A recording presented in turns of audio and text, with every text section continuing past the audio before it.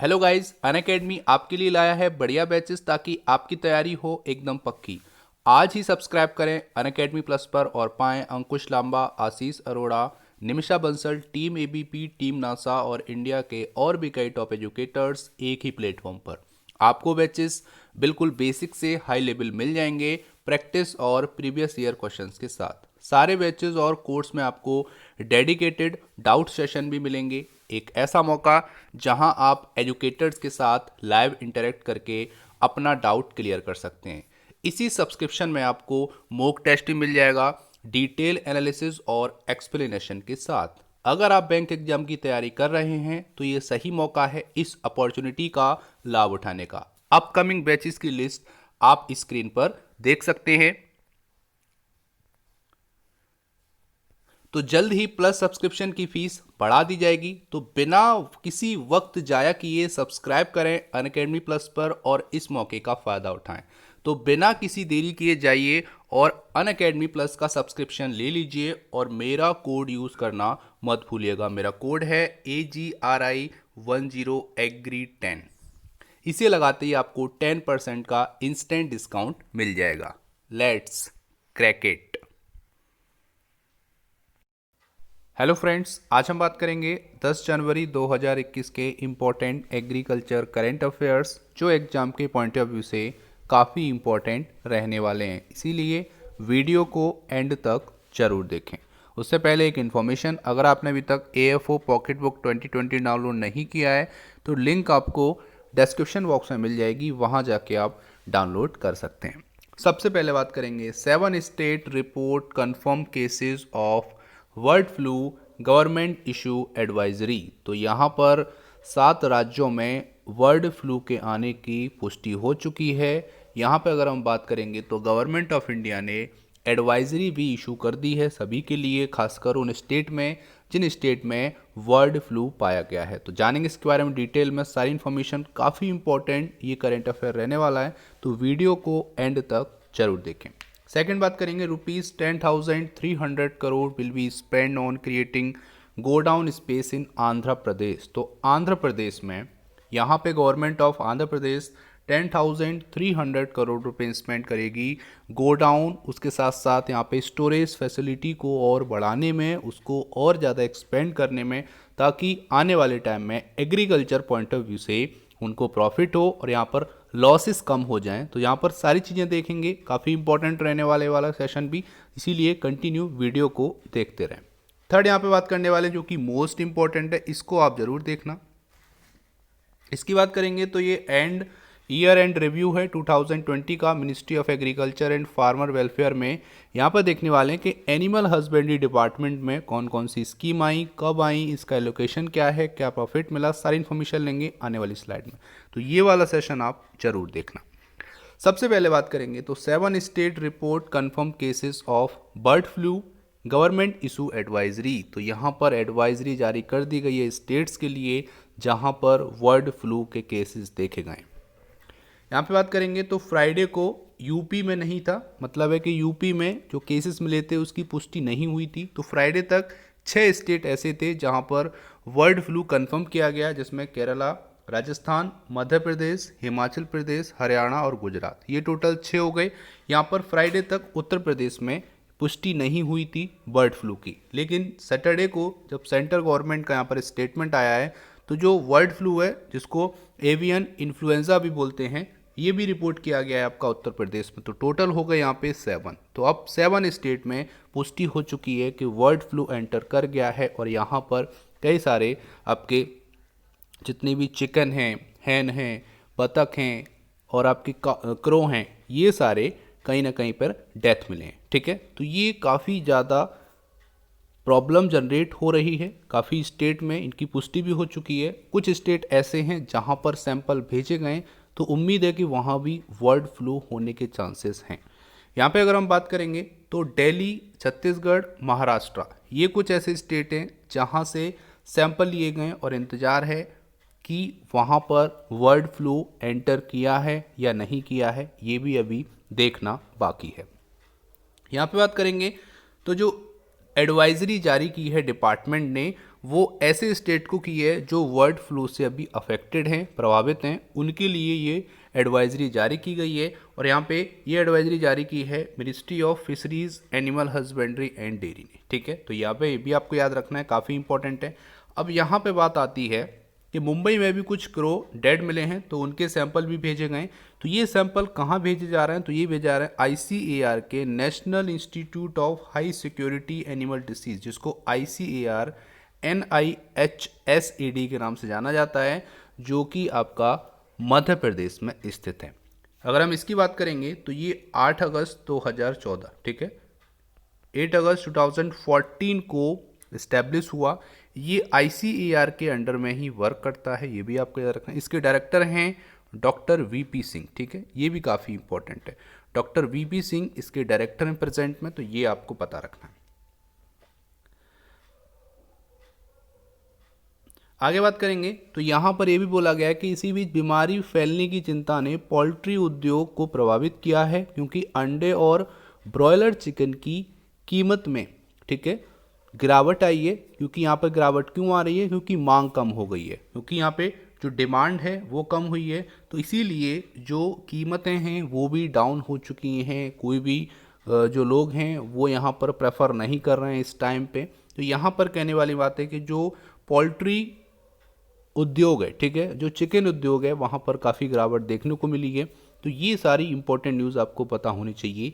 यहाँ पर अगर हम बात करेंगे तो हरियाणा के पंचकुला ज़िले में 2 मुर्गी पालन है, ठीक है, वहाँ से सैंपल लिए गए और उन नमूनों का जो टेस्ट आया है वो पॉजिटिव आया है। वहाँ पर उन पक्षियों में भी एवियन इन्फ्लुएंजा मतलब बर्ड फ्लू की पुष्टि हो चुकी है। इतना आपको याद रखना है इस इम्पोर्टेंट करेंट अफेयर से। उम्मीद करते हैं यहाँ तक आपको समझ में आया होगा। आगे बात करेंगे, ₹10,300 crore will be spend on creating godown space in Andhra Pradesh. तो आंध्र प्रदेश में 10,300 करोड़ रुपए गवर्नमेंट इन्वेस्ट करेगी, ताकि गोडाउन स्पेस को एक्सपेंड किया जा सके, ताकि चीज़ों को स्टोर करने में आसानी हो। यहाँ पे बात करेंगे तो एग्रीकल्चर मिनिस्टर, जिनका नाम है कुरसला कन्नबाबू, ठीक है, वेडनेसडे को उन्होंने बोला है कि state government would create additional godown and storage space by spending 10,300 crore. तो 10,300 करोड़ रुपए स्पेंड करके गोडाउन और स्टोरेज स्पेस को क्रिएट किया जाएगा, बढ़ाया जाएगा, ताकि इजीली स्टोर कर पाएँ हम एग्रीकल्चर प्रोड्यूस को as well as other produce को भी। यहाँ पे बात करेंगे तो एक विलेज लेवल गोडाउन्स बनाए जाएंगे, कोल्ड स्टोरेज फैसिलिटी बनाई जाएंगी, ठीक है, और यहाँ पे मिल्क फिलिंग यूनिट्स भी प्रिपेयर की जाएंगी इस पैसे से। और ये सब होगा एक्शन प्लान के अकॉर्डिंग। यहाँ पर स्टेट का एक एक्शन प्लान रेडी है, उसके अकॉर्डिंग ही ये सारी फैसिलिटीज़ पे वर्क होगा, जिसके लिए 10,300 करोड़ रुपए इन्वेस्ट किए जाएंगे। आगे बात करेंगे, the government will collaborate with national bank of agriculture and rural development. तो नाबार्ड से कोलैबोरेट किया है आंध्र प्रदेश गवर्नमेंट ने।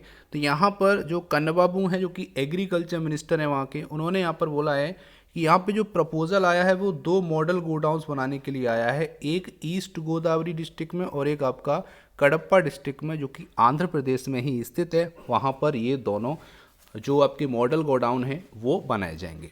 यहाँ पे बात करेंगे तो मार्केट यार्ड जितने भी हैं, जो अभी एग्जिस्टिंग मार्केट यार्ड हैं, उनको स्ट्रेंथ प्रोवाइड करने के लिए भी एक प्लान है, और उसके लिए भी 212 करोड़ रुपए स्पेंड किए जाएंगे गवर्नमेंट ऑफ आंध्र प्रदेश के द्वारा। किसके अंडर में? नाडू नेडू स्कीम। एक आपकी नाडू नेडू स्कीम है, जिसके तहत जितनी भी बिल्डिंग है उनका ट्रांसफॉर्मेशन होता है और उनको एक नए रूप में विकसित किया जाता है। तो ये स्कीम है नाडू नेडू स्कीम, और इसी के लिए 212 करोड़ रुपए खर्च करके जितने भी एग्जिस्टिंग मार्केट यार्ड हैं उनकी कायाकल्प की जाएगी।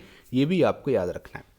आगे बात करेंगे तो यहाँ पर एग्रीकल्चर मिनिस्टर ने फाउंडेशन स्टोन रखा गोडाउन के लिए, जो कि 500 मीट्रिक टन कैपेसिटी का आपका जो करपा डिस्ट्रिक्ट है, ठीक है, वहाँ पे बनाया गया। और यहाँ पे अगर हम बात करेंगे तो इसके लिए 30 लाख रुपए इस प्रोजेक्ट के लिए इन्वेस्ट करेगा डिपार्टमेंट, और यहाँ पर ये आपका अर्ली मार्च में हो जाएगा। तो इतना आपको याद रखना है। अब यहाँ पे नाबार्ड की बात आई, थोड़ा सा आपको नाबार्ड के बारे में बता देते हैं, काफ़ी इंपॉर्टेंट है कि नाबार्ड की जो स्थापना हुई थी वो हुई थी 12 जुलाई 1982 में। मुंबई में इसका हेडक्वार्टर है, ये भी याद रखना है। और GR चिंताला, ठीक है। इसमें जो प्रेजेंट में चेयरमैन हैं GR Chintala ji, Govinda Raju Chintala is the present chairman of NABARD. और क्राफी कार्ड कमेटी की सिफारिश पे नाबार्ड बैंक की स्थापना हुई थी, जिसके अध्यक्ष थे BC बर्मन। इतना आपको पता रखना है नाबार्ड बैंक के बारे में। उम्मीद करते हैं यहाँ तक आपको सारी चीज़ें क्लियरली समझ में आई होंगी। आगे चलते हैं, अब बात कर लेते हैं year and review of ministry of agriculture and farmer welfare में एनिमल हस्बेंड्री डिपार्टमेंट का। तो यहाँ बात करेंगे तो एक animal husbandry infrastructure development fund AHIDF launch किया गया, जिसकी जो टोटल आउटले रखा गया है वो है 15,000 करोड़, ठीक है। फंड का नाम आपको याद रखना है animal husbandry infrastructure development fund. ये किया गया है अंडर आत्मनिर्भर भारत अभियान स्टिमुलस पैकेज, जो 20 लाख करोड़ का आत्मनिर्भर भारत अभियान स्टिमुलस पैकेज लॉन्च किया गया था उसके लिए, ठीक है। यहाँ पे उसी का एक पार्ट है animal husbandry infrastructure development fund. तो यहाँ पे 15,000 करोड़ रुपए का ये फंड लॉन्च किया गया है। इसमें उद्देश्य क्या रहेगा कि जितनी भी इंडिविजुअल एंटरप्रेन्योर्स हैं, प्राइवेट कंपनी हैं, MSME हैं, FPOs हैं, या फिर सेक्शन 8 कंपनी जो एस्टेब्लिश करती हैं डेयरी प्रोसेसिंग और वैल्यू एडिशन इंफ्रास्ट्रक्चर को, या फिर meat processing value addition infrastructure को, या फिर एनिमल फीड प्लांट को, उनको यहाँ पर एक तरह से शॉर्ट टर्म और लॉन्ग टर्म लोन प्रोवाइड करना ही इस फंड को लॉन्च करने का उद्देश्य है। यहाँ पर इंटरेस्ट सबमिशन स्पेशली दिया गया है 3%। का मतलब है कि अगर कोई लोन को टाइम पे करता है, ठीक है, जो भी टाइम लिमिट है उसमें पे करेगा, तो 3% का उसको इंटरेस्ट सबमेंशन होगा। मतलब ओवरऑल परसेंट जो आपका इंटरेस्ट आएगा उस पर 3% की उसको छूट दी जाएगी। बाकी यहाँ पे अगर हम बात करेंगे तो 2 ईयर का मोराटोरियम पीरियड होगा और यहाँ पे 6 साल का रीपेमेंट पीरियड होगा, ये भी आपको याद रखना है। और यहाँ पे अगर हम बात करेंगे तो एक और इम्पोर्टेंट है कि यहाँ पे 10:90 का शेयर रहेगा। मतलब है कि जो भी इन्वेस्ट करेगा, जैसे मान लीजिए कोई इंटरप्रेन्योर है, उसको यहाँ पे लोन लेना है, तो 10% यहाँ पे उसका मार्जिन होगा वो कस्टमर का होगा, बाकी 90% जो मार्जिन होगा लोन में वो गवर्नमेंट ऑफ इंडिया का होगा। ये भी आपको याद रखना है, ठीक है। ये बहुत ही इंपॉर्टेंट करेंट अफेयर है एग्जाम के पॉइंट ऑफ व्यू से। और अभी तक अगर हम बात करेंगे तो इस फंड से 150 करोड़ के जो प्रोजेक्ट लोन है वो सैंक्शन हो चुके हैं अंडर AHIDF। ये भी काफ़ी इंपॉर्टेंट है, इतना आपको पता रखना है। तो उम्मीद करते हैं यहाँ तक आपको सारी चीज़ें क्लियरली समझ में आई होंगी। आगे बात कर लेते हैं तो सेकंड है national wide artificial insemination programme NAIP, जिसको जानते हैं, और अभी प्रेजेंट में चल रहा है उसका फेज़ 2। इंसेमिनेशन क्या होता है? तो it is the introduction of sperm into a female reproductive system, उसको इंसेमिनेशन बोलते हैं। तो यहाँ पर ये प्रोग्राम जो कि 20,000 बोविन्स पर डिस्ट्रिक्ट, तो एक डिस्ट्रिक्ट में 20,000 बोविन्स के लिए, जो कि हर डिस्ट्रिक्ट में 600, ठीक है, 600 डिस्ट्रिक्ट के लिए और 20,000 वोवेंस पर डिस्ट्रिक्ट के अकॉर्डिंग ये प्रोग्राम लॉन्च किया गया, जो किया गया था सितंबर 2019 में इस प्रोग्राम को लॉन्च किया गया था गवर्नमेंट ऑफ इंडिया के द्वारा, जो कि अभी तक का सबसे लार्जेस्ट, सबसे बड़ा प्रोग्राम है इस तरीके का। और यहाँ पर 100% जो असिस्टेंस है वो सेंट्रल गवर्नमेंट की तरफ से रहता है। मतलब जितना भी खर्चा है वो यहाँ पर केंद्र सरकार वहन करती है, ये भी आपको याद रखना है। और ये सारा प्रोग्राम चलाया जा रहा है ब्रीड इम्प्रूवमेंट के लिए, ठीक है। तो कैटल्स की ब्रीड इम्प्रूवमेंट के लिए ही ये प्रोग्राम चलाया गया, इसको NAIP बोलते हैं। यहाँ पे ये दूसरा फेज़ चल रहा है। तो पहले फेज़ की बात कर लेंगे तो पहले फेज़ में, ठीक है, ये फेज़ 1 हो गया। पहले फेज़ की बात करेंगे तो 76 लाख वोविन्स यहाँ पे कवर किए गए हैं, जिससे 32 लाख फार्मर्स को बेनिफिट मिला है। और जो आपका सेकंड फेज़ है जिसमें बात करेंगे तो अभी तक, ठीक है, जो कि आपका स्टार्ट हुआ था 1 अगस्त 2020 से, 1 अगस्त 2020 से स्टार्ट हुआ था। और यहाँ पर ये 604 डिस्ट्रिक्ट के लिए इस प्रोग्राम को फेज़ 2 को सेट किया गया है। और अभी तक बात करें, क्योंकि ये लेट स्टार्ट हुआ है, तो 1.73 लाख फार्मर को ही बेनिफिट अभी तक मिला है इस प्रोग्राम का, NAIP फेज़ 2 का। उम्मीद करते हैं यहाँ तक आपको समझ में आया होगा। अब बात करेंगे आज के प्यारे क्वेश्चन की, लेकिन उससे पहले बात करेंगे पिछले वीडियो में पूछे गए क्वेश्चन के आंसर के बारे में। क्वेश्चन था which government has set up a farmers welfare fund board A first of its kind in the country. तो आपको बताना था क्वेश्चन में कि ऐसी कौन सी राज्य सरकार है जिसने फार्मर वेलफेयर फंड बोर्ड का गठन किया है, जो कि भारत का पहला राज्य है? आंसर है केरला। तो केरला ऐसा राज्य बन गया है जिसने फार्मर्स के लिए अलग से फार्मर वेलफेयर फंड बोर्ड का गठन किया है, वो किया है केरला राज्य ने। अब बात करेंगे आज के पहले क्वेश्चन की। तो क्वेश्चन है, which union territory has been declared as 100% organic by the ministry of agriculture and farmer welfare. तो क्वेश्चन यहाँ पर कहला जा रहा है कि ऐसा कौन सा केंद्र शासित प्रदेश है भारत का जो कि 100% ऑर्गेनिक डिक्लेयर किया गया है ministry of agriculture and farmer welfare के द्वारा। अब मैं आपको थोड़ा सा हिंट दे देता हूँ कि स्टेट की बात करेंगे तो 2016 में सिक्किम को ऑर्गेनिक स्टेट ऑफ इंडिया बनाया गया। अब आपको बताना है यूनियन टेरिटरी, स्टेट का हो गया, अब आपको बताना है कि कौन सा यूनियन टेरिटरी है जो कि 100% ऑर्गेनिक डिक्लेयर किया गया है एग्रीकल्चर डिपार्टमेंट के द्वारा। तो जल्दी से टाइप कीजिए आंसर और भेज दीजिए हमारे चैनल पर। हम आपके वैल्यूएबल कमेंट का बेसब्री से इंतजार कर रहे हैं। ये था आज का इंपॉर्टेंट सेशन देखने के लिए, वीडियो को एंड तक देखने के लिए आपका बहुत बहुत धन्यवाद। इसका PDF आपको हमारे टेलीग्राम चैनल और व्हाट्सएप ग्रुप पर मिल जाएगा, जिसकी लिंक आपको डिस्क्रिप्शन बॉक्स में दे दी है। So thank you for watching. जय हिंद, जय भारत।